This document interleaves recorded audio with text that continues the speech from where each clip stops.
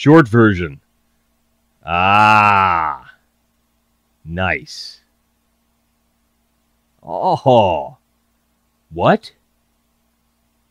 The hell is this? Nice. What do you know of? That is... Wow. Saw that coming. Saw that coming. Fucking cold it.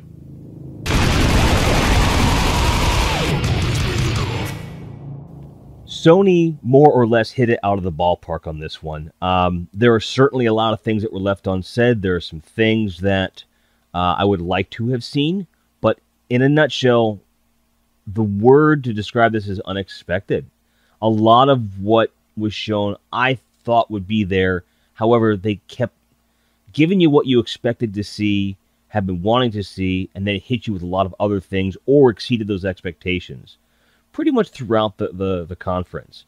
It was not flawless by any stretch of the imagination, but it was definitely the showing they needed to have after the way Nintendo kicked off with the NWCs and Microsoft with their strong showing as far as where they're going with their product as well. There wasn't a lot of room to maneuver, I felt, with software after seeing EA and Bethesda's software lineups, because there's only so much more you can say about those games. I was wrong. Plenty of things software-wise Sony had to say. They kicked off the conference with, as you know, Last Guardian, confirmed for PS4 in 2016. For anyone who's a fan of Ico or Shadow of the Colossus, this has been a game they've been wanting for a very, very long time. And it's been often described as mired in development hell and so forth.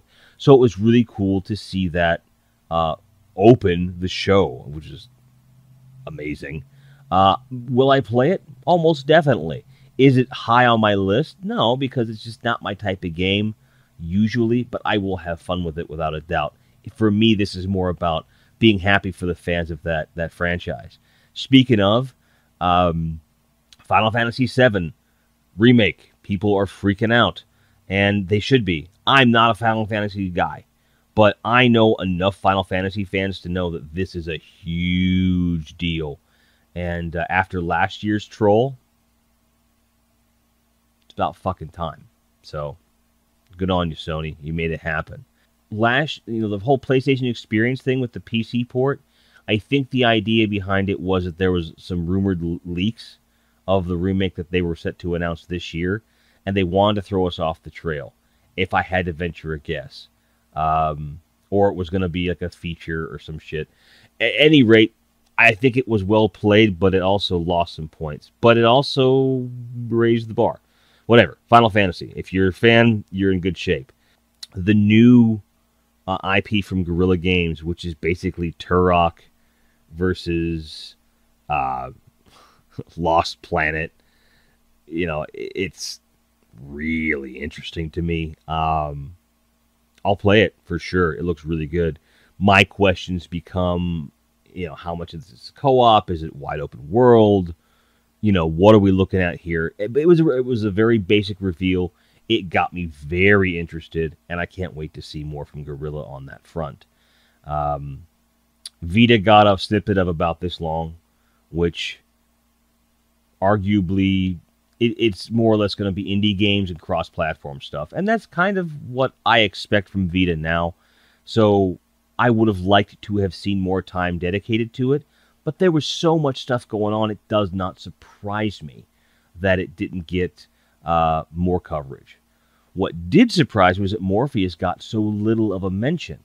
I think they're at a point where they want to let the software and the hardware speak for itself.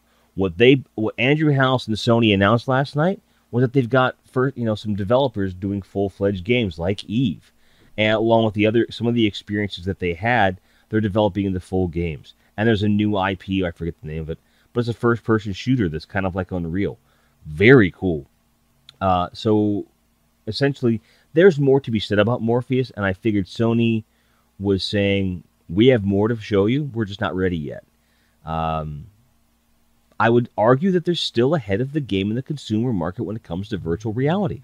Because the Oculus on PC is going to be too expensive to run. Xbox One doesn't have enough market share to sell the Oculus, which itself is going to cost almost as much, if not more, than the Xbox One by all rumored accounts. When you've got the market share and all you need is extra peripheral and you know things are going to run optimized for that, VR is here. It's a very competitive market, but I think that Sony, at least initially, is going to have the goods to win the race. I hate using those words, but that's pretty much where we're at. What's important to me about VR, and I don't want to get too sidetracked here, is that there's an attach rate that's high enough to keep the technology going. That is what is important to me. And I think that Sony's on track to at least facilitate that in a very big way, without it becoming gimmicky like motion controls had been in the past, and still are, arguably. Bungie chose to do the teaser trailer for Taken King during the Sony press conference. Very short, but did exactly what I needed it to do. I will have a video just about my reaction to that trailer here shortly. They showed a lot of Uncharted footage. They showed a whole lot of No Man's Sky, which they showed space battles, and that's really cool. It answers my question, what do you do? And they showed this scale, and we're also wowed by the scale of this. But when you're touting this as a social platform and gaming as a whole is social, and you have a universe that is so big and so vast and so ever-growing as No Man's Sky purports to be, how can I guarantee I'm going to meet up with my friends? How can I don't want to do this by myself all the time, and I don't want to meet random people all the time either. So there's a lot that needs to be said about No Man's Sky, and the tone was one of, I'm here to show you just a little bit. I have a lot to show you. He was frustrated, basically. So it's a step in the right direction for that franchise, but I have no idea where it's going. Of course, for me, the big news came before the show with the addition of the media player for PS4. It does DLNA, it does music, it does video.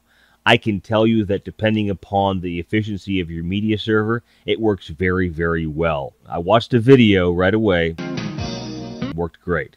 I listened to music right away. Worked very well. It is a little bit slow in places. I think that had more to do with the fact that I brought it out of rest mode and the fact that my media server is kind of buggy. So the fact that it's even there is really cool. They also, and another big news for me in terms of media and entertainment, PlayStation Vue, huge step in the right direction.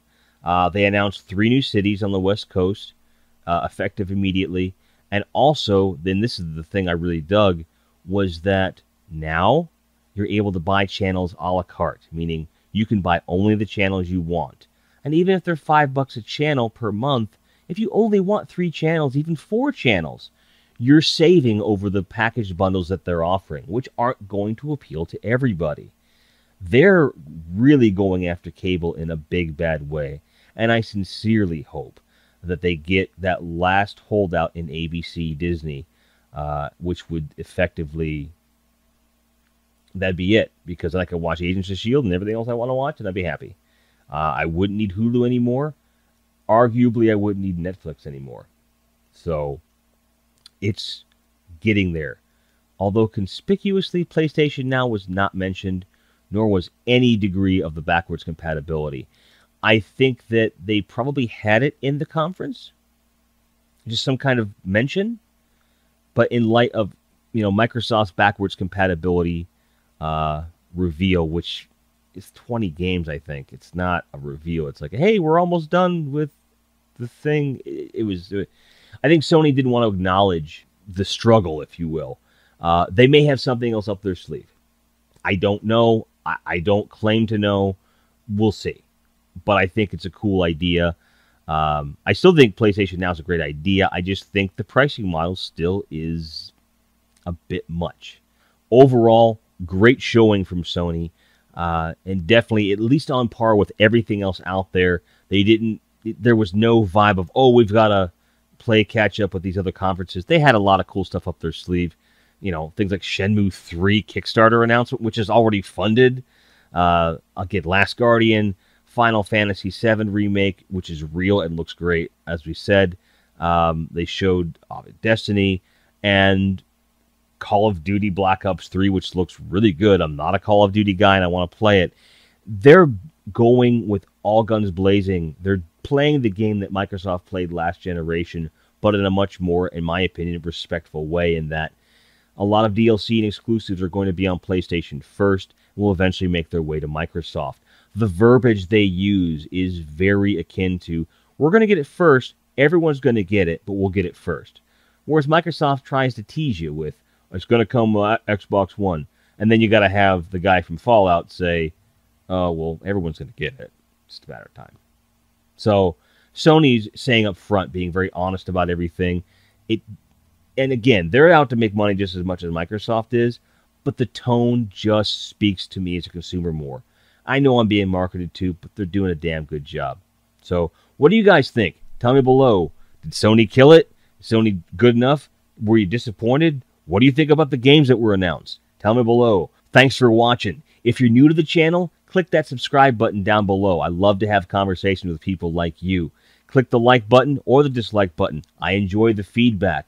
In any case, keep on grinding. Cheers.